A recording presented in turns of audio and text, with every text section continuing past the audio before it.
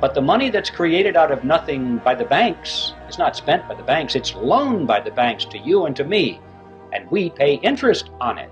The government can go to the Federal Reserve and obtain instant amounts of any amount of money they want without having to confront the taxpayer and say, we're going to raise your taxes for this money directly.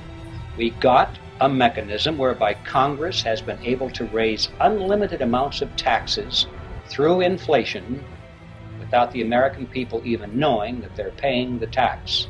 Today, the government is taxing us in 3 different ways, taking well over 60% of every dollar we earn. First, with income tax. Second, with sales and other taxes. Third, with harmful levels of inflation. Inflation is a tax. The Federal Reserve and you as chairman have this authority to increase the money supply arbitrarily. You're probably the biggest taxer in the country.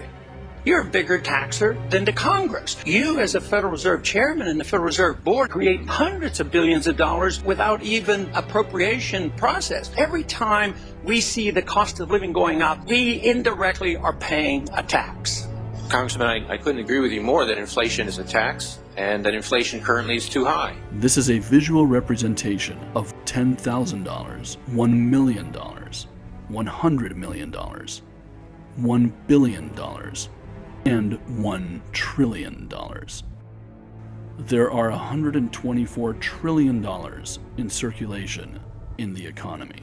According to Forbes research, the inflation rate has been 4.9%, with hidden aspects and debt factors. For the last 16 years, the government has been borrowing and inserting into the economy an additional 4.9%, which is $6.5 trillion, exactly the federal, state, and military budgets. So they should have all that they need to operate.